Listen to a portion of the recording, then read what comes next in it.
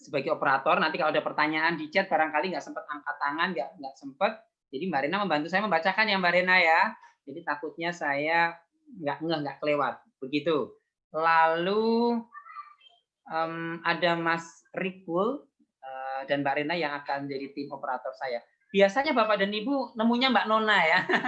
Mbak Nona hari ini ada nggak ya? Nggak tahu. Tapi Mbak Nona saya undang juga. Gitu. Oke, saya sendiri Setio Budi di Abium, saya sebagai saat ini sebagai manajer atau kepala sekolah Abium. Bapak dan Ibu, kalau bicara Abium bisa jadi loh ya, 90% itu ada pada diri Budina. Jadi beliau sangat concern ya, kalau yang pernah mengikuti seminar beliau ya, baik dari seminar-seminar yang diselenggarakan oleh Abium atau diselenggarakan oleh komunitas setempat ya, Budina, beliau sangat concern dengan manajemen ya. Jadi saya belajar banyak dengan beliau tuh manajemen, dan Abium ini bisa seperti ini karena didampingi beliau bagaimana mengoperate sesuatu. Ide itu boleh ide gila, boleh ide yang cemen gitu ya, boleh ide yang sangat keren, atau bahkan ide yang nggak ada maknanya sekalipun. Nah, di tangan beliau ide itu bisa dioperasikan menjadi sesuatu yang ada outputnya. Itu guru saya yang mengajarkan tentang output, itu Budina. Itu keren banget gitu menurut saya. Beliau sangat concern di situ, dan hari ini setelah beliau menyelesaikan S2-nya gitu ya, hari ini beliau sedang mengejar S3-nya yang belum kelar-kelar ya, itu Budina. Jadi kalau bicara Abium memang tidak bisa lepas dari sosok Budina. Nah, yang kedua, Bapak dan Ibu, Abium ya saya memang menjadi orang kedua, tapi mungkin perannya cuma kurang lebih 10% atau kurang lah ya kan. Kurang lebih 10%, sisanya dibagi-bagi dengan tim. Ada Bu Ayu, Mbak Rena gitu ya, ada Mbak Nona. Kalau saya sendiri concern-nya sebenarnya di observasi Bapak dan Ibu. Jadi saya menekuni bagaimana mengobservasi remaja, observasi perilaku gitu ya, observasi thinking atau cara berpikirnya remaja, dan observasi produk apa-apa yang dihasilkan remaja. Itu yang sementara saya tekuni. Saya pendekatannya dengan mentoring Bapak dan Ibu, tapi itu ya masih sedikit lah ya, tapi saya mengklaim itu sebagai concern saya. Jadi kalau di Abium banyak sekali konseling, kemudian baik itu konseling individual, konseling klasikal, konseling karir, itu semua yang mengoperate saya. Kemudian mentoring itu dengan saya. Kemudian problem solving untuk anak-anak itu prakteknya dengan saya, karena saya mengobservasi betul. Yang saya observasi bukan hanya perilaku ya Bapak dan Ibu, tapi bagaimana cara berpikir. Seperti itu, dan untuk membantu itu juga mohon doanya, saya juga sedang mengambil studi lagi ya. Mudah-mudahan itu bisa memperkaya kami di Abium, 2 orang itu. Oke, itu perkenalan dari saya. Selanjutnya saya akan perkenalkan narasumber-narasumber teman-teman ngobrol kita. Tapi sebelum mereka nanti berbicara, boleh dipastikan dulu ya, ada nggak Rahma, Aska, sama Iman ya, coba videonya dimunculkan, nanti boleh ditutup lagi deh. Tapi saya mau lihat dulu, pastiin ada, nanti saya udah cerita nggak ada orangnya. Oke. Aska, Aradinka tulisannya itu sudah ada. Selamat malam Aska. Halo. Malam Mbak. Mana ada Pak? Oh ya, Iman Putra juga sudah ada. Selamat malam. Anissa Rahma atau Rahma? Hadir Pak. Oh, nyerahin video ya? Nyerahin video sebentar supaya pemirsa audien melihat. Oke, ini Rahma. Ini ada 3 ya, nanti ya akan saya ajak ngobrol. Nah, sebelum mereka saya kasih kesempatan ngobrol, saya mau menunjukkan CV mereka. Tadi di grup sudah saya share baru foto sama nama-namanya ya. Saya akan tunjukkan. Mereka ini haser yang sudah lulus ya. Jadi mereka ini haser kelas 13 kami menyebutnya. Oke, Mbak Rena, saya mau share screen. Oke, bisa ya. Bapak dan Ibu, karena saya tidak bisa ngobrol atau tektok dengan Bapak dan Ibu, saya anggap ngalir gitu ya, ngerti-ngerti, pokoknya ikuti aja gitu ya. Jadi mohon maaf kalau saya terlalu cepat ya, boleh direm, nanti Mbak Rena bantu. Pasti ini ada audien yang bilang direm dikit. Oke, saya akan tampilkan CV-nya Aska, CV-nya Rahma, dan CV-nya Iman. Saya akan sebentar, saya cek lihat dulu. Oke, CV-nya. Oh ini. Bapak dan Ibu kelihatan di layar? Mbak Rena kelihatan, Mbak Rena?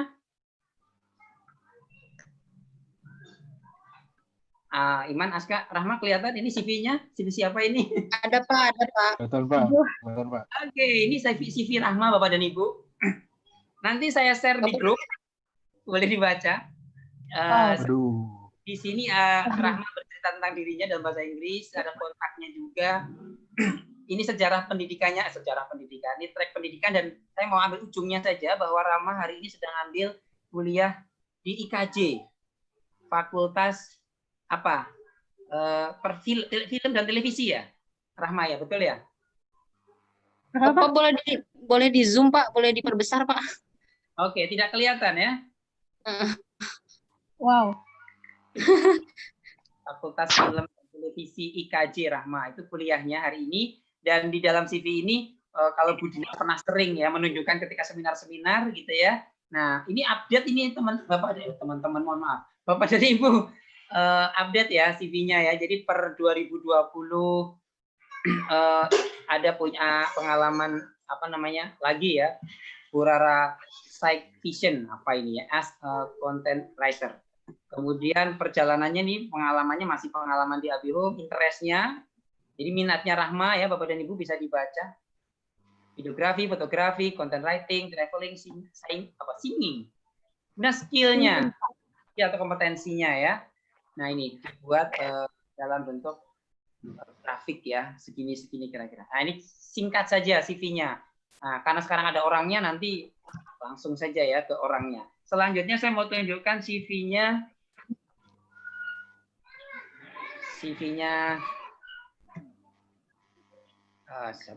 Sedapatnya nih, Aska mungkin ya.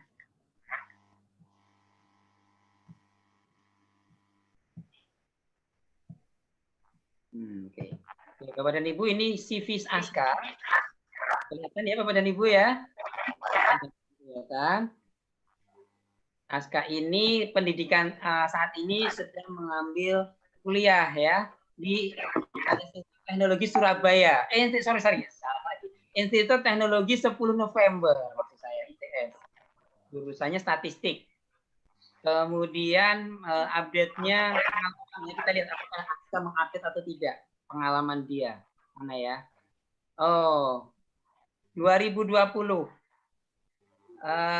Videografi.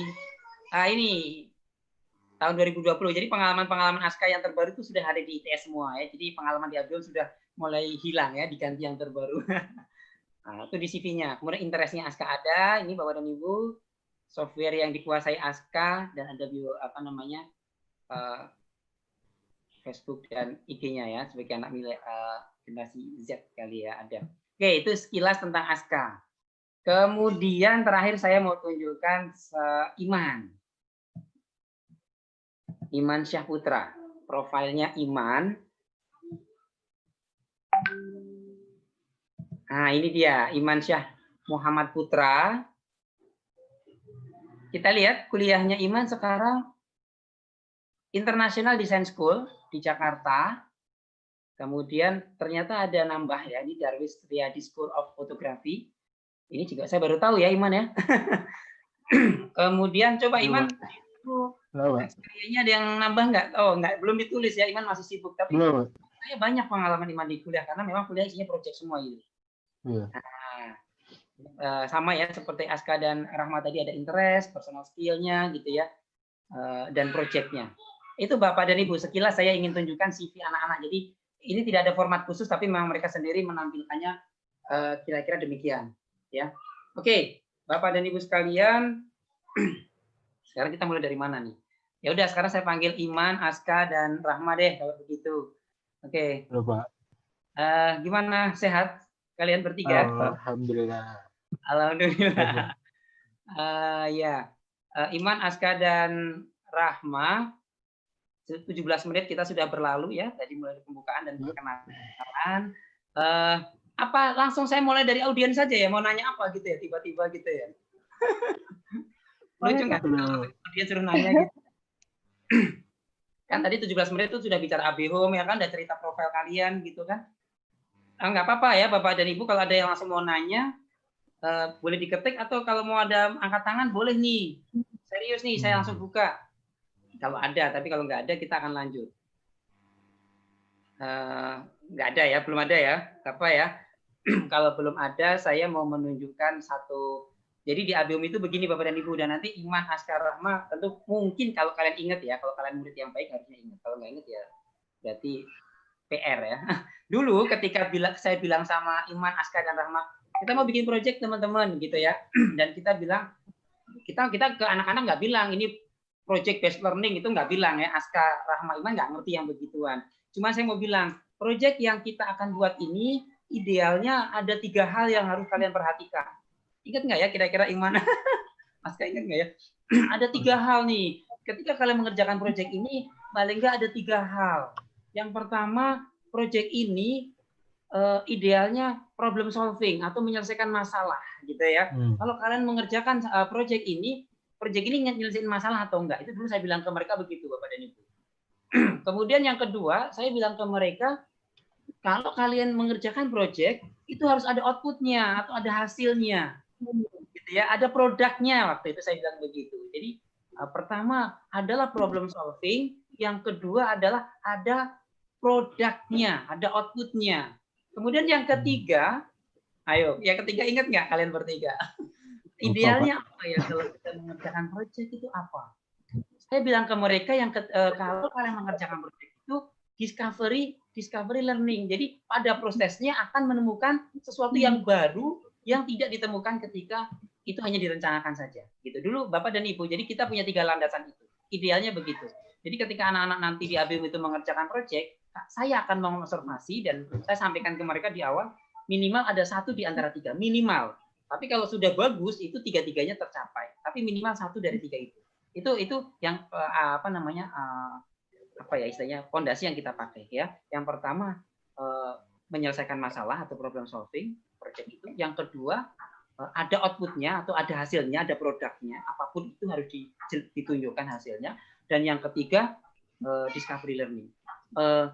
Pada prosesnya mengerjakan proyek itu ada sesuatu hal yang baru yang ditemukan gitu. Jadi kita sangat concern juga terhadap prosesnya, bukan hanya hasil doang, tapi prosesnya ada apa nih di prosesnya gitu. Dan itu kalau mereka ingat ya, kalian bertiga ingat kira-kira itu gitu, ada 3. Nah sekarang kalau saya mau tanya ke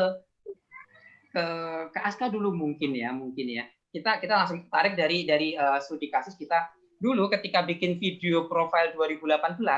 Saya tidak pernah menjanjikan nilai kan ke kalian bertiga ya, nggak ada nilai ini. Padahal anak sekolah kan perlu nilai ya, ngapain gue ngerjain sesuatu kalau nggak ada nilainya. Kemudian yang kedua ada duitnya apa enggak, saya nggak menjanjikan duit ke kalian gitu ya. Tapi saya berani minta mereka pada level mereka sudah kelas 12 waktu itu. Jadi mereka so easy going aja, ya udah kita coba aja gitu ya. Tapi yang pertama gini, problem solving. Kalian menyelesaikan masalah apa? Kalau dari jelas ya.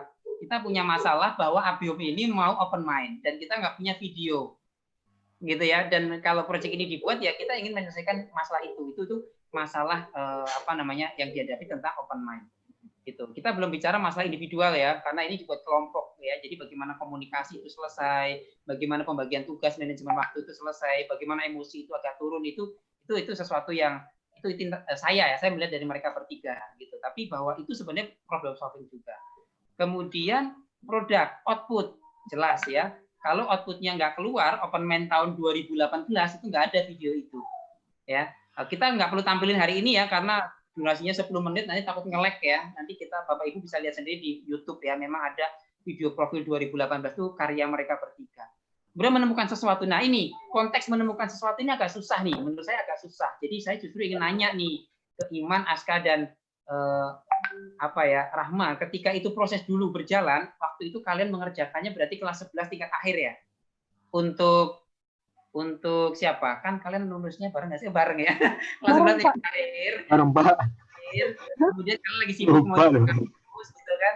Nah, itu kalian mengerjakan itu bulan Juli, Agustus September apa Juli Agustus saya nggak ingat.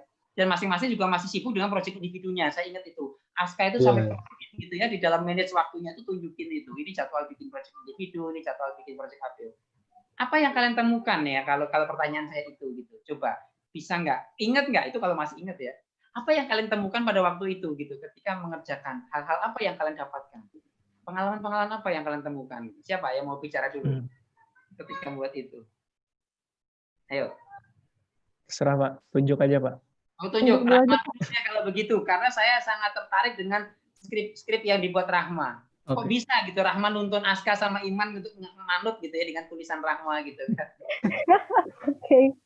Yang saya dapetin ya Pak, Sebenarnya kalau saya sih ngedapetinnya tuh bukan buat videonya malah. Oke. Jadi malah video itu malah menginspirasi saya buat nulis buku kedua. Oh Lebih gitu. Jadi karena menemukan kan ide. kalau kalau menulis skrip kan sebenarnya udah pernah beberapa kali, jadi itu bukan sesuatu yang baru-baru banget lah gitu. Cuman lebih ke project yang buku kedua itu sih, lebih ke situ. Dapat ilham buat nulis buku kedua. Dan akhirnya muncul ya buku keduanya ya. Iya. Jejak homeschooler. Oh gitu. Jadi itu Bapak dan Ibu contoh menemukan sesuatu dari ketika itu dijalankan gitu. Kalau hanya itu diplanningkan saja, itu mustahil tuh proses itu akan dapat gitu. Oke, kalau dari Aska. Ya, jadi emang project itu tuh sebenarnya bukan project individu ya. Jadi kayak side project ya, padahal yang lain itu masing-masing udah lagi jalan project masing-masing kan. Cuman Pak Tio nawarin tambahan itu awalnya tuh karena sebenarnya sebelumnya tuh kita kan pernah bikin video juga kan yang soal base camp AB Home kan. Iya. Ya, dan itu ternyata reaksinya maksudnya bisa menjawab banyak pertanyaan yang masuk ke inbox Budina lah ya gitu ya, kayak Zoom itu nonton itu agak kejawab gitu ya waktu itu. iya, padahal waktu itu kalau dilihat kondisinya di video yang pertama itu kan kita nggak ada planning sama sekali dan Ya kita benar. langsung Lebih dadakan lah ya. iya langsung dadakan. Jadi yang video dadakan aja ternyata bisa menjawab masalah. Kalau yang direncanakan pasti juga hasilnya lebih matang sih. Kalau Aska itu editing ya, fokus lebih banyak di edit ya, dan pengambilan gambar ya. Enggak, kalau waktu itu sih, Pak. kamera Pak. Oh kamera, berarti Bareng sama pengambilan Iman. gambar. Oke.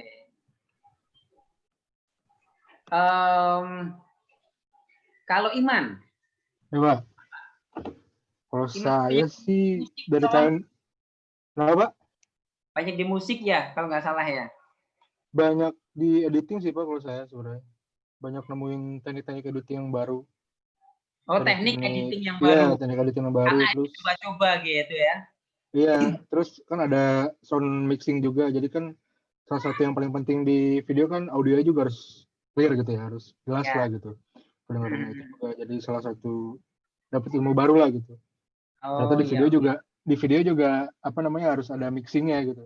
Nggak harus di musik doang. Iya, Jadi karena ini tuh kayak project video awal-awal ya Pak. Jadi nemuinnya banyaknya kalau saya sih ke teknis sama ke Iman. Jadi pertama kali misalkan kita nyamain audio itu kan basic banget di video kan. Tapi kita belum pernah nyoba bikin video yang misalkan punya beberapa wawancara, terus wawancaranya di ruangan yang berbeda. Kan itu belum pernah kita coba sebelumnya kan. Jadi temuan-temuan teknis. Iya, teman. Iya, mungkin. Ya, itu contoh Bapak dan Ibu. Jadi memang menemukan sesuatu di perjalanan itu ada begitu ya. Karena kita bisa merencanakan tapi nggak kebayang gitu ya kendala-kendala, kesalahan, dan itu dapat banget. Dan Bapak dan Ibu selain secara teknis, Bapak dan Ibu ya saya kenal banget sih enggak ya, tapi saya tahu nih Aska kayak apa dulu gitu ya, Rahma, Iman gitu ya. Kebayang mereka disatukan gitu ya. Satu itu tergesa-gesa gitu ya. Yang satu itu kalau nggak didorong-dorong nggak gerak begitu ya. Jadi dan mereka tidak ketemuan rutin dengan saya cuma ini ada ide, kalian bertiga pikirin. Saya nggak tahu itu bagaimana kemudian Aska nginep di rumah Iman setiap malam gitu ya. Kemudian harus janjian, dan dulu kayaknya nggak ada ya nge-zoom begini ya. Jadi dulu itu hanya chat aja di WA grup istilahnya gitu ya. Kemudian rapatnya di ABU. Itu juga satu skill ya Bapak dan Ibu, ini penting ya, koordinasi. Jadi people management gitu ya. Dulu dari kalian bertiga siapa leadernya? Dipilih nggak? Saya mau nanya. Kalau karena ini istilahnya kayak remake project, karena sebelumnya Rahma yang bikin ya kita manutnya sama Rahma Pak. Oh gitu ya. Iya Bapak dan Ibu, ini menarik ya. Kalau kita udah bicara kelompok secara tidak langsung, lebih dari satu itu wajib ada leadernya. Nggak bisa kalau enggak, karena mereka akan debat nantinya dan ide itu masing-masing akan beradu. Kalau mereka nggak belajar siapa pemimpinnya dan siapa memutuskan, itu nggak clear. Yang ada konflik. Dan remaja itu rentan dengan konflik begitu. Rentan sekali. Itu pengalaman saya dampingi mereka tuh kayak gitu. Rentan banget urusan karir, urusan pekerjaan jadi urusan pribadi. gitu ya. Dan ini mereka coba, saya nggak tahu, kalian ada konflik nggak waktu itu ketika ngejalanin, ada kesel-keselnya nggak? Ada nggak ya? Ada sih Pak. Tapi kecil gitu kali ya. Iya. Oh gitu. Ya, Oke. yang paling stres yang cowok-cowok deh Pak. Oh gitu ya. Nah, karena leader editingnya nggak ditentuin Pak. Jadi kita ngedit berdua, Iya. setelah nabrak-nabrak gitu loh Pak. Gantian. Lihat aja di videonya tuh separuh depan tuh kayak saya, separuh belakang tuh Iman gitu loh. Oh gitu. Jadi, iya, Bapak dan Ibu, saya sampaikan ini, saya tidak ingin terlalu dalam membahas teknis tentang videonya, tapi saya ingin Bapak dan Ibu menangkap bahwa mereka bertiga itu berkolaborasi gitu. Mereka itu yang nggak punya pengalaman apa-apa, istilahnya gitu ya, nggak terlalu banyak, cuma pokoknya harus kerja bareng gitu. Dan hasilnya dipakai gitu. Nah, Bapak dan Ibu, Aska, Iman, ini ada pertanyaan masuk. Apa tuh? Langsung saya ini aja ya, saya bacakan ya. Jadi kayaknya bisa dijawab nih.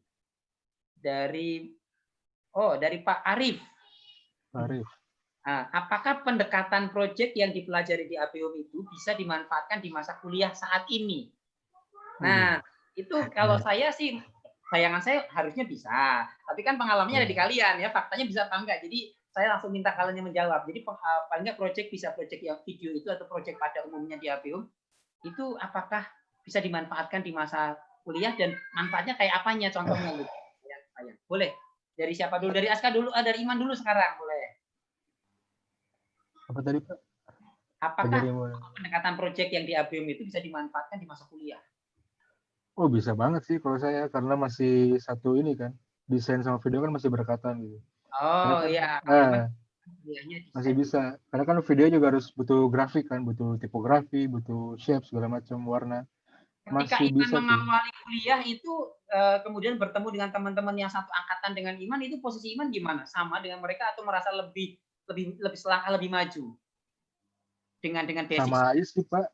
Rata-rata juga yang masuk ke Desis sebenarnya udah ada background dulu gitu. Oh gitu. Udah ada Jadi passion dulu ya. Udah bagus-bagus ya. Iya, udah pada itu. Terus dari pelajaran video itu juga sebenarnya lebih ke ngatur waktu sih Pak, soalnya kan desain lumayan padat tuh. Jadwalnya gitu. Jadi bisa manage waktu aja sih. Oh iya, oke. Jadi kalau Iman pengalaman proyek secara kontennya juga kepake ya? Iya, pakai. Kebetulan linier ya.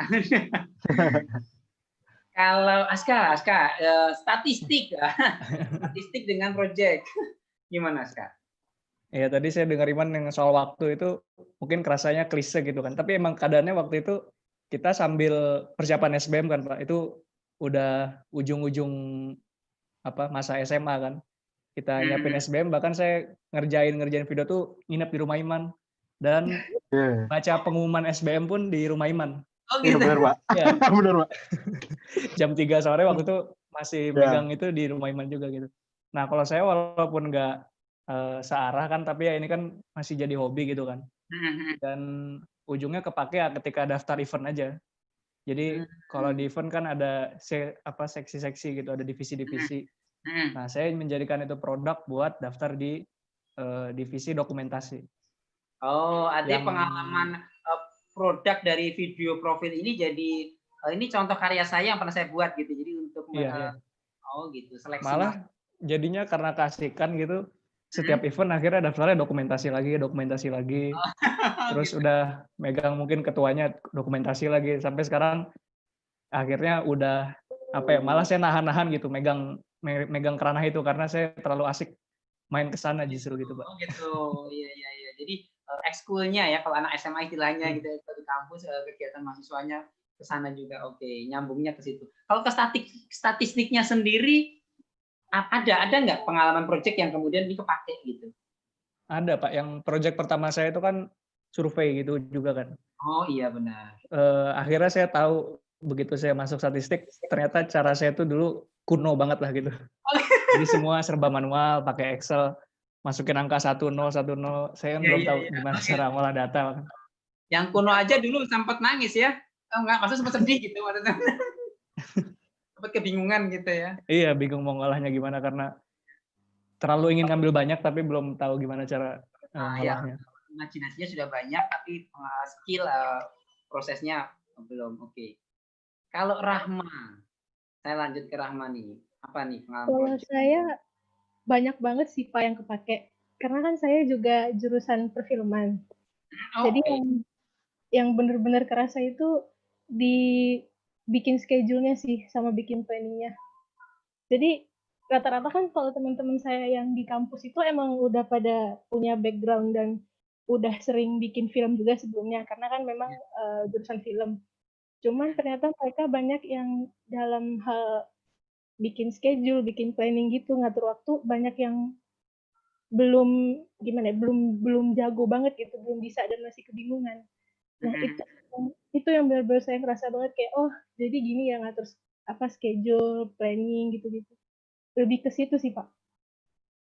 Jadi kerasa banget ya, memang ketat gitu ya, dan itu berarti bahwa kalau di Abium dulu itu sudah ngerasa ketat, ini lebih sadis lagi gitu ya jadwalnya ya. Iya, apalagi kan kalau di IKJ juga hampir setiap mata kuliah ada buat film. Jadi kayak bener-bener harus ngatur hari ini fokus ke kelompok yang mana, hari ini fokus buat bikin film yang mana gitu. Oke, Lebih siap. gitu sih, Pak. Terima kasih Rahma. Iya, baik Bapak dan Ibu, saya coba mengulas atau menekankan ya tentang waktu ya. Kalau dari tadi kenapa Iman kemudian Rahma ya concern ya, memang waktu itu kepake gitu ya. Kalau Aska tadi bilang ya meskipun waktu itu klise begitu ya. Ya, kami di Abehum apa ya istilahnya? Kalau Aska Iman nama Rama ingat kan kita selalu minta bikin jadwal pekanan gitu ya, bikin jadwal bulanan gitu ya. Meskipun apa sih gunanya segala macam. Iya, Bapak dan Ibu, kita di ABIM itu dari awal kelas 10 itu udah concern. Mereka nggak perlu tahu alasannya dulu, tapi udah bikin aja dulu kegiatan. Bahwa waktu itu memang harus kita kuasai gitu. Jangan sampai kita dikuasai waktu lah kalau bahasanya. Dan kalau saya boleh ngasih nilai hari ini ya, ini nggak apa-apa ya, buka-bukaan dikit. Di antara murid saya bertiga ini dulu yang lumayan waktunya sudah paling bagus itu Aska memang. Dia udah bisa menusun gitu ya. Rahma lumayan ya, tapi masih agak banyak longgarnya. Iman tuh masih agak longgar banget itu dulu soal waktu gitu ya. Jadi makanya tadi Aska udah nggak jadikan waktu itu sebagai ini temuan baru, karena dia udah dari SMA itu sudah detail gitu pembagian waktunya. Dan memang saya ingin anak-anak itu dan Bapak dan Ibu boleh itu concern. Dan waktu itu bisa diajarkan dari sejak kecil bahkan gitu ya. Ya teman-teman bikin waktu hari ini mau ngapain gitu. Atau kalau sehari kepanjangan di setengah hari aja, setengah hari ini mau ngapain. Jadi bagaimana menguasai waktu ya istilahnya gitu ya. Dan itu klise tapi aktual ya. Klise tapi sepanjang zaman akan jadi masalah kalau nggak diajarkan ke anak-anak tentang bagaimana mengelola waktu. Oke, saya akan lanjut. Mbak Rena monitor, ini pertanyaan ada banyak, saya mulai bingung membacanya. Jadi apakah Mbak Rena bisa membantu saya? Yang mana dulu yang harus saya jawab? Monitor Pak, masuk Pak. Oke, silakan Mbak Rena. Saya takut salah Mbak ini, jadi saya minta izin Mbak Rena aja nanti. Ada pertanyaan apa lagi nih Mbak Rena? Yo, saya mau bacain yang dari YouTube boleh nggak Pak? Dari YouTube, oh gitu. Iya, yang dari YouTube ternyata ada pertanyaan nih Pak. Oke, boleh. Saya ada kesulitan soalnya membaca chat, jadi saya ada yang dari YouTube nih Pak, pertanyaan satu. Enggak. Pertanyaannya gini, Kak, proyek yang dikerjakan durasinya kira-kira berapa minggu? Terus jika mentok di biaya, apa yang dilakukan? Katanya gitu Pak pertanyaannya. Oke. Apakah bisa dijawab? Oke. Nah ini saya aja ya teman-teman ya. Jadi Abehum itu punya banyak model proyek. Kalau untuk yang malam ini kita bahas ini saya menyebutnya statusnya proyek sekolah. Ya, jadi memang kita yang punya menentukan ide besarnya dan teman-teman yang mengerjakan. Durasinya kita buat ya, kita perlunya waktu itu untuk kebutuhan open mind itu kalau tidak salah ya 3 bulan sebelum itu. Jadi akhirnya kita tentukan waktunya 3 bulan. Kemudian biaya kalau mentok, nah karena ini pihak sekolah ya sponsornya sekolah begitu ya. Jadi yang mendanai pembuatan itu memang dari sekolah. Tapi memang proyek ini juga tidak terlalu memakan biaya besar ya. Paling besar biaya makan sih sepertinya. Biaya mikir ya ini. Tapi gitu. Nah, saya akan bicara proyek secara umum ya untuk menjawab pertanyaan ini. Di Abehum itu ada 3 model proyek ya. Ada namanya proyek individu, ada namanya proyek angkatan atau proyek tim, ada namanya proyek sekolah. Saya coba jelaskan sedikit-sedikit. Proyek individu itu setiap murid Abehum, dan ini Bapak dan Ibu kalau punya putra-putri di rumah gitu ya, punya siswa di sekolah, bisa nih. Kami di Abehum membuat proyek individunya 1 semester jangka waktunya. Idenya oleh mereka sendiri, karena proyek individu sesuai minat bakat mereka, maunya apa, intinya melakukan hobi mereka gitu ya, gampangnya. Biaya gimana? Biaya mereka tentukan sendiri, mampunya seperti apa. Ada bahkan yang project biayanya 0. Ada yang project biayanya sampai 5 juta, 10 juta. Ini project individu sesuai kebutuhan masing-masing. Tugasnya guru hanya mendampingi saja. Proses. Jadi kami ingin tadi proses itu menemukan sesuatu gitu ya, dan kencang, kami harus kencang, ada outputnya, harus ada hasilnya. Itu project individu. Yang kedua namanya project angkatan. Di ABM ada namanya project angkatan. Ada beberapa jenis project angkatan. Akan saya contohkan adalah backpacker saja misalnya. Project ABM ada project angkatan yang namanya backpacker. Ide besarnya kita tentukan, anak-anak mendetailkan. Biayanya gimana? Biaya pokok kita tentukan, karena sebenarnya bisa aja biaya itu dilempar gitu ya, biaya segini nyari sendiri, tapi enggak. Kita masih untuk pembelajaran itu, supaya pembelajaran itu maksimal, beberapa hal yang belum bisa dilakukan oleh siswa harus dibantu oleh guru. Harus dibantu oleh institusi, harus dibantu oleh orang tua, harus dibantu oleh sekolah. Jadi kita tentukan biayanya. Karena kita waktu itu backpackernya ke luar negeri, kita ada budget standarnya itu 8 juta. Nah, jadi kalau teman-teman itu ketika rapat mencapai angkanya di atas 8 juta, nah tugas kelompok itu gitu ya, mencari dana tambahannya. Tapi dana 8 juta ini adalah dana yang katakanlah ditentukan di awal dan dibantu di awal, dibantu dari orang tua, investasi orang tua misalnya begitu. Tapi kalau misalkan proyek ini mau tanpa biaya dari orang tua, memang si anak harus nyari sendiri, ya itu silahkan saja. Tapi tadi harus dilihat, sanggup nggak si murid atau si anak itu mencapai itu, sudah ngerti belum. Jangan sampai ingin ngajarin backpacker, malah backpackernya nggak berangkat, sibuk nyari duit. Nah, jadi salah arahnya gitu ya. Itu contoh proyek backpacker. Jadi waktunya gimana kalau backpacker? Waktunya panjang ya, dari merencanakan sampai backpacker berangkat itu bisa 6 bulan sendiri atau 1 semester. Begitu. Itu proyek angkatan 1 semester. Yang terakhir adalah proyek sekolah. Kalau proyek sekolah lebih berbeda lagi waktunya, bisa beragam. Jadi kalau mau dijadikan acuan, mungkin ya yang proyek individu saja ya, itu 1 semester waktunya. Mungkin itu Mbak Rena jawabannya. Waktunya, kemudian biayanya. Sudah kejawab ya Mbak? Baik. Terima kasih. Ini pertanyaannya kayaknya bisa dijawab sama Aska, Rahma, sama Iman ya. Mohon sharing pengalaman bagaimana proses menentukan proyek apa yang dilakukan. Pertanyaan dari Ibu Kemala Wardani. Proses menentukan proyek gitu ya. Individu. Mungkin kita bahas ini berarti proyek individu lah ya, kira-kira gitu ya. Iya betul Pak. Silakan ayo satu-satu. Dulu gimana ketika muncul tiba-tiba ya idenya proyek itu apa? Rahma dulu boleh? Kalau saya itu bener-bener cuman apa yang saya lagi penasaran, apa yang lagi kayak bener-bener, gue pengen nyobain banget nih, itu yang saya pilih. Saya sesimpel itu sih Pak, kalau milih project. Jadi penasaran gitu ya, penasaran. Tapi munculnya penasaran itu dari mana? Baca buku, jalan-jalan, nonton? Kan muncul penasaran itu kan? Ya kadang misalnya pas lagi ngobrol sama teman, terus gitu. kadang pas lagi ngobrol sama orang tua juga tiba-tiba kayaknya enak deh nyobain ini gitu. Atau misalnya ada hal-hal yang sebelumnya belum pernah saya sempat buat nyobain, kayak nggak ada waktu gitu. Akhirnya kayaknya ini deh jadiin project gitu. Karena waktu itu belum pernah nyobain. Saya sesimpel itu sih Pak. Oke, baik Bapak. Oke, baik tadi ya, jadi Ibu ya. Jadi kalau Rahma itu nggak simpel, Rahma itu juga pusing ya, begitu juga ya. Ternyata dulu ya, ngobrol dulu gitu tiba-tiba. Jadi ternyata ngobrol itu penting ya. Jadi jangan menyalahkan, jangan ngomelin kalau anaknya yang lagi ngobrol ya. Kadang-kadang bisa menarik, oh ada ide gitu. Kling, celing. Oke, itu Rahma. Kalau dari siapa? Iman. Apa? Gimana muncul ide project itu dulu? Project individu itu ya?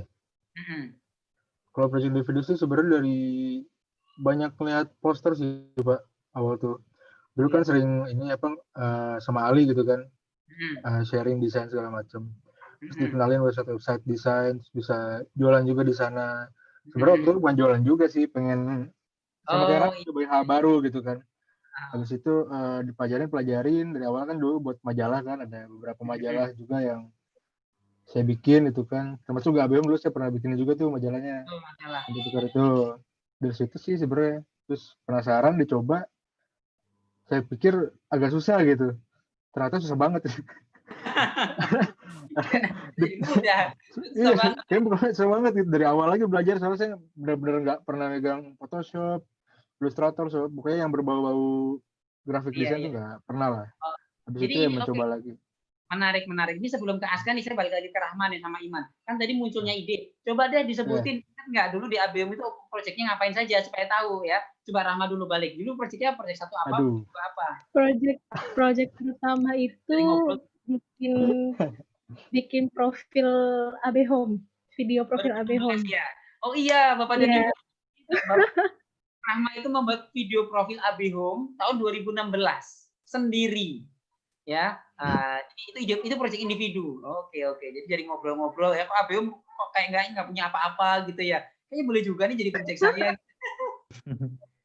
Oke. Terus proyek yang keduanya apa Rahma waktu itu? Yang kedua, kok saya lupa ya? Ntar dulu Pak. Bukan buku ya?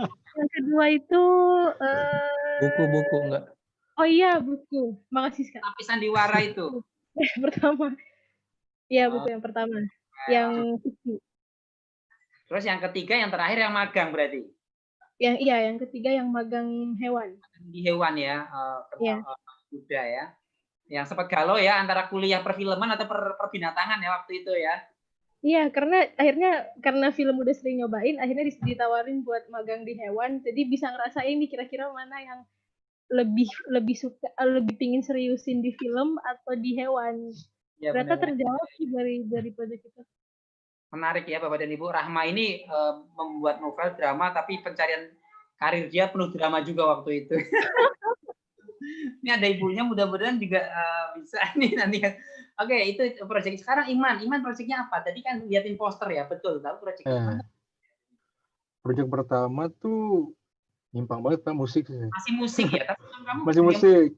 Ya, oh ya, suaranya. Iya, musik. Kita harus nyanyi Bapak dan Ibu ya, Iman ya. Ya Allah. Habis itu yang kedua tuh masih musik juga. Saya buat musik ke sekolah. SOU ya maksudnya? SOU ya betul. Oh iya, nama gurunya juga sama ke saya Pak Iman juga. Kebetulan. Namanya Pak buat Iya, buat lagu terus dinyanyiin juga sempat nyanyi. Habis itu setelah itu sih semua sih ke majalah aja. Setiap backpacker bikin majalah. Iya, Bapak dan Ibu, Iman itu 2 kali proyeknya di ABM waktu awal itu musik karena dia senang dengerin musik dan vokalnya oke. Kemudian setelah itu suka poster, nonton di poster, foto-foto, dan akhirnya sampai kuliah sekarang banyak di desain ya, mendesain video. Oke, Aska sekarang. Aska ya, cerita dulu gimana munculnya ide sama contoh proyek-proyek Aska dulu apa waktu di ABM. Jadi beda proyek tuh biasanya beda ide atau beda kepengennya tuh dari mana. Biasanya kalau proyek, kalau yang saya lihat dari anak-anak Haser tuh, kalau Haser 1 biasanya ya Haser 1 tuh maksudnya Haser angkatan pertama. Ya itu biasanya yang pertama kali nyoba tuh biasanya yang paling deket aja gitu sama dia, sukanya ngapain di SMP-nya sebelumnya kan. Iya benar. Walaupun hasilnya simpel-simpel, misalkan kayak Rahma itu bikin video itu respect-nya itu dari HP gitu. Dari HP apa Ram dulu, Asus Zenfone itu ya Ram. Jadi gitu. Project pertamanya Iman yang bikin lagu juga itu masih awal banget kan dulu Man. Sampai kita ledekin kayak lagunya Kangen Band itu Man. Iya benar. Ya pokoknya masih aneh-aneh lah gitu project pertama. Nah saya dulu karena dulu di SMP jadi tukang pulsa. Terus tukang ngoprek HP. Jadi kayak install ganti status bar, ganti icon-icon gitulah. Akhirnya saya milih survei tentang gadget pada remaja karena saya waktu itu orangnya geek banget lah gitu. Terus project kedua ya kegeekan saya itu masih belum lepas, jadi saya lanjutin karena penasarannya makin dalam, saya lanjutin. Jadi itu projectnya malah setahun. Habis itu dengan catatan itu meluas ya. Yang project yang pertama itu di sekitar sekolah alam doang, di satu sekolah. Yang kedua baru saya nyebar kuesioner, nyobain online gitu. Terus yang kedua project ketiga datang dari karena kita waktu itu pernah berkunjung ke salah satu maestro soal renewable energy waktu itu Pak Ari tentang panel surya. Terus akhirnya kebetulan juga ya kan ini idenya juga mendadak karena AB Home waktu itu lagi renovasi. Jadi terus mau dipasang panel surya dan menurut saya ini pengalaman yang jarang banget orang pakai karena jarang banget orang dapatkan gitu. Karena jarang ada rumah di Indonesia yang pakai panel surya gitu karena jumlahnya aja baru beberapa kan. Terus saya tertarik banget karena ini spesifik gitu. Jadi saya nggak ada keminatan soal renewable energy, nggak ada keminatan soal kelistrikan gitu, nggak ada. Tapi karena saya ngeliat peluang itu jarang aja gitu. Jadi kalau saya punya pengalaman itu pasti beda gitu sama orang. Terus kalau Dan pasti ingat ya sampai sekarang ya, membekas ya. iya Pak, membekas Pak, karena Naik ke atap gitu. pada akhirnya saya nggak tertarik amat ternyata gitu ya. Setelah iya. mencoba ya dengan kelistrikan, saya justru tertarik waktu itu menghitung apa persentase segala macam, dia nyedot listrik jam berapa paling banyak, terus arahnya segala macam. Jadi bukan, justru saya menemukan bukan di daerah renewable energy tapi di daerah-daerah lain gitu. Terus Oke. project yang keempat itu berdasarkan hasil magang saya sih. Jadi saya magang ke Sidoarjo waktu itu ke Pak Doni Firmansyah, namanya kreasi presentasi, tapi sebenarnya magangnya juga bukan magang yang lama, itu kayak cuma belajar. Saya ikut pelatihan beliau, terus seminggu sebelum pelatihan itu saya minta izin nginep di rumah beliau. Jadi saya dikasih kamar di lantai 2, saya nggak tahu itu mungkin ada kamar kosong gitu, terus alhamdulillah dikasih, terus saya di sana belajar soal PowerPoint. Iya, project PowerPoint PowerPoint gitu ya. hal yang mendasar, apa ya, aplikasi dasar banget lah gitu. Terus ternyata dari magang itu saya bikin waktu itu project team. Jadi ditawarin Budina dapat tender dokumentasi gitu dari SMA 3 Bogor buat bikin apa ya? Jadi tender videografi, fotografi sama giant screen di acara. Akhirnya karena itu project besar, akhirnya ngajak satu angkatan gitu. Jadi ngajak Iman juga, ngajak teman-teman yang lain. Terus dan itu masih berhubungan, saya ngerjain slide-nya doang gitu. Jadi yang foto video masih Iman sama Ali, Andro dan kawan-kawan. Terus project yang terakhir itu waktu itu lagi tren YouTube ya. Jadi awal 2017-an itu banyak apa ya, channel-channel anak muda gitu. Terus saya mencoba menjadi orang yang ada di depan kamera gitu Pak. Jadi nggak cuma bikin video, saya mencoba content creating, dan saya ngajak teman sama Rahma juga karena kan saya nggak punya semua source-nya kan. Saya dibantuin edit, saya dibantuin nulis-nulisnya waktu itu. Nah, jadi kalau yang project terakhir berarti berdasarkan ya tren saat itu aja, saya keponya itu. Jadi kalau mungkin saat itu trennya nggak ada ya saya mungkin nggak project itu Pak. Project yang terakhir itu video ini ya, kamu motong-motong video gitu ya, pengalamannya. Ya, mencoba di depan layar dan ternyata saya nggak cocok, akhirnya saya di belakang layar aja sekarang. Iya. Oke, baik. Oke, itu menjawab pertanyaan ya Bapak dan Ibu tadi, bahwa bagaimana idenya itu keluar begitu ya. Secara teknis ya sesuai pengalaman individu masing-masing, dan tadi mereka sudah mencontohkan dengan wujud proyeknya. Dan ini Bapak dan Ibu, yang harus digarisbawahi ya, adalah ketika mereka melakukan proyek 1 semester, ini mereka boleh sah-sah saja bahwa kemudian mereka bilang saya nggak suka kegiatan ini setelah saya lakukan, itu boleh. Jadi nggak ada kalau sudah dikerjakan itu harus kok kamu udah melakukan 1 semester kok kamu sekarang bilang nggak suka gitu loh, ngabisin waktu. Bukan begitu kalau di ABU. Justru setelah mereka melakukan proyek, dan itu kan artinya mereka menemukan sesuatu pada perjalanannya. Nah di akhir itu mereka boleh menyimpulkan, saya suka makin mendalami atau saya makin nggak suka, saya ingin ganti, ya itu boleh, dan itu tuh penting gitu. Jadi nggak ada masalah di ABU begitu. Dan itu sesuatu yang tadi kalau dari cerita Aska sama Rahma ada ya. Rahma itu ternyata magang di Kuda, Aska itu ternyata tentang panel surya, ternyata bukan dia, dan itu nggak masalah. Dan itu kami bilang nggak buang-buang waktu, karena mereka pada prosesnya bergerak belajar.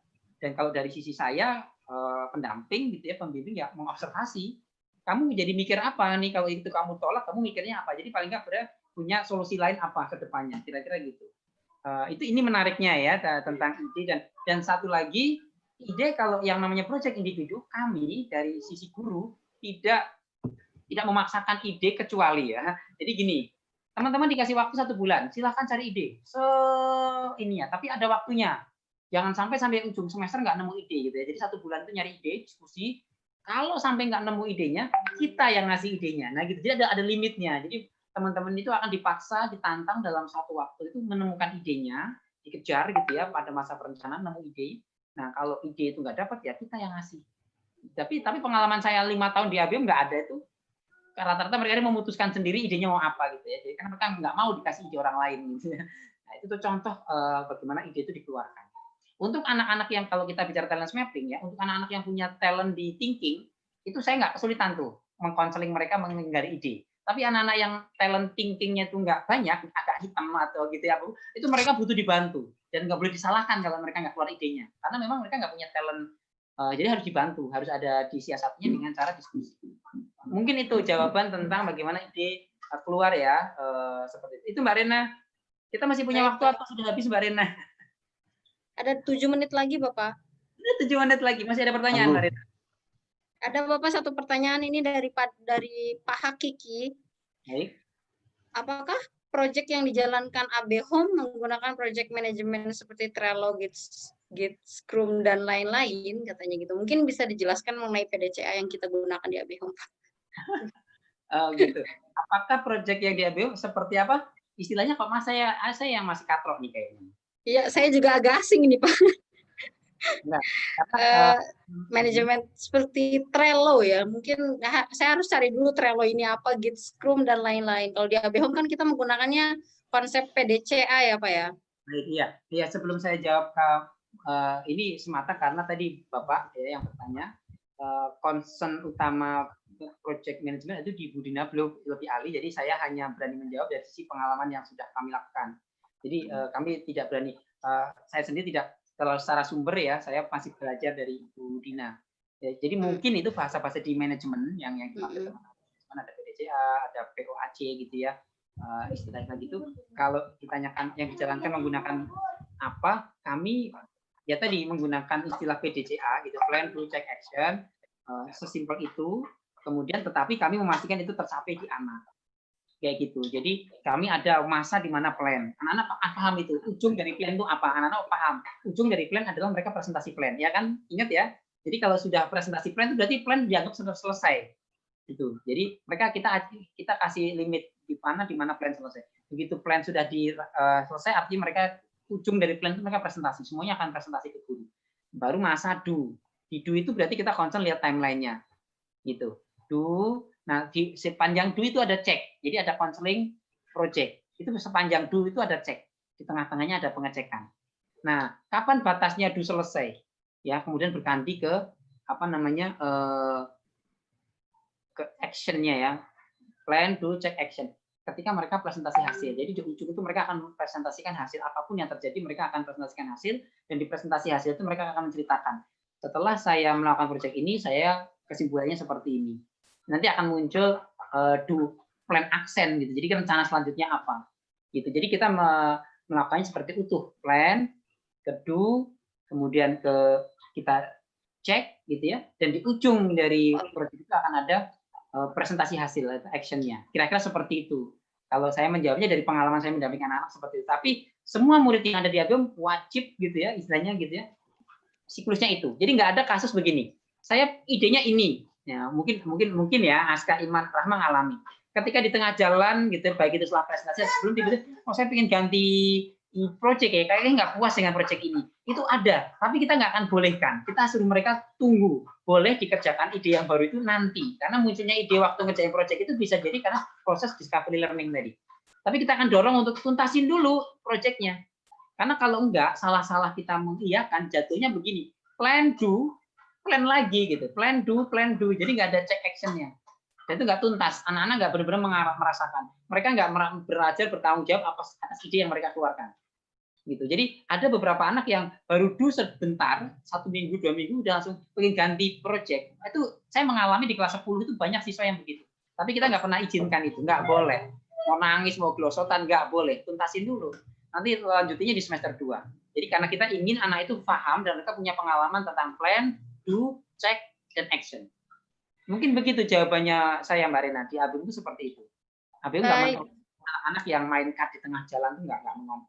Saya nggak mau mengerjakannya, misalkan yang glosor pokoknya ya terserah, pokoknya nanti waktu presentasi hasil kamu laporkan gitu ya kenapa kamu nggak tercapai. Itu Mbak Rena jawaban saya. Baik, Tio. Ada yang pertanyaan lagi nih nanya ke Mbak Rahma. Oke. Magang di binatangnya tempat apa Kak katanya gitu? Namanya Kentauro Stable. Itu kayak semacam stable buat kuda-kuda perlombaan gitu sih. Tapi rata-rata buat bukan yang buat lari, tapi yang kayak lompat indah, yang trotting gitu. Oke, Ini jadi namanya Kentaurus Table. Oke, baik. Terima kasih Rahma ya, di Kentaurus Table. Itu lokasinya di Sentul ya kalau nggak salah ya Rahma ya? Iya. Oke. Itu Pak, mungkin itu pertanyaannya dicukupkan. Oke, berarti sudah cukup ya. Baik, Bapak dan Ibu, kita cukupkan, sudah pukul 9 malam. Apa namanya, tadi sharing tentang pengantar. Kalau bertanya kapan pembelajaran berbasis proyek ini bisa dimulai, kira-kira seperti itu ya. Nah, kalau di ABEUM karena murid kita SMA, kita mempraktekannya di murid level SMA, ya, karena kita muridnya punyanya murid SMA. Tetapi kalau kita mengacu ke referensi gitu ya tentang perkembangan anak gitu ya, ada tuh level-levelnya. Kalau kita di buku magang ada tuh. Saya sendiri melihat mungkin, dan saya masih penasaran, proyek itu bisa diberikan di anak-anak level SMP. Karena batasan saya itu akil balik saja, batasan itu asalkan anak sudah bisa diajak ngobrol, diskusi, akalnya sudah mulai berkembang. Dugaan saya sih seperti itu. Karena kan kalau proyek itu kan kebutuhan basicnya kan diskusi ya dengan si anak ya, kayak gitu. Jadi mungkin di SMP sudah bisa itu berbasis proyek. Nah di buku magang itu ada tuh level-level, anak usia sekian sampai sekian itu aktivitas yang cocok apa, anak SMP itu usia yang cocok apa, dan memang ideal proyek itu di kami ya, kami mengklaimnya di level SMA mulainya, karena anak SMA itu sudah bisa agak utuh nih mikirnya gitu ya. Tapi ya itu naik turun ya secara usia seperti itu. Jadi untuk Bapak dan Ibu yang saat ini putra-putrinya masih SD, SMP katakanlah, jangan merasa ini materi kejauhan, tapi justru tarik mundur bahwa oh bisa disiapin ya dari sekarang. Saya anggap anak-anak ini kan taunya SMA, bisa jadi agak terlambat gitu ya. Gitu ya. Jadi bisa jadi malah punya kesempatan untuk memulai lebih awal seperti itu. Itu tentang waktu ya, PBL dikenalkan ke anak-anak. Itu saja dari saya untuk sesi malam hari ini seputar pembelajaran ala ABEUM. Bapak dan Ibu, sebenarnya juga saya sudah mencatat beberapa saran dari Bapak dan Ibu tentang ABEUM ya. Tetapi kalau saran atau Bapak dan Ibu di grup, saya masih buka grupnya kalau nanti mau menambahkan saran tentang tema-tema truly goal yang ke depan gitu ya, yang lebih dibutuhkan juga silakan, tetap saya tampung lagi seperti itu. Oke, sudah jam 9. Mohon maaf atas segala kekurangan. Iman, Aska, dan Rahma, terima kasih banyak malam hari ini. Dadakan ya, tidak saya persiapkan, tapi ternyata performnya luar biasa gitu ya. Sharingnya sehat selalu ya. Ini posisi kalian di Bogor semua atau coba Aska di Surabaya apa di Bogor? Di Bogor Pak, udah pulang. Di Bogor, Iman di Bogor apa di Jakarta Iman? Di Bali jangan-jangan. Bogor Pak. Di Bogor. Rahma di Jakarta apa di Surabaya? Jakarta Pak. Di Jakarta. Oke, terima kasih ya malam ini telah memenuhi undangan Pak Tio sharing, dan mudah-mudahan Bapak dan Ibu yang menyimak gitu ya, baik di Zoom maupun di YouTube bisa mendapatkan manfaat. Puas tentu tidak ya, tentu semakin muncul penjawaban itu biasanya muncul pertanyaan baru. Saya ingat itu, 1 pertanyaan dijawab akan muncul 10 pertanyaan. 10 pertanyaan dijawab akan muncul 100 pertanyaan. Jadi semakin kita jawab itu sebenarnya makin banyak tuh pertanyaan yang muncul dari Bapak dan Ibu. Jadi mudah-mudahan itu dari kami. Sekian, kurang lebihnya mohon maaf. Kita sama-sama akhiri, kita tutup dengan membaca hamdalah. Alhamdulillahirabbil alamin. Bapak dan Ibu, kami persilakan untuk undur diri. Sekian dari saya. Assalamualaikum warahmatullahi wabarakatuh. Baik, Bapak dan Ibu boleh live group, dipersilakan.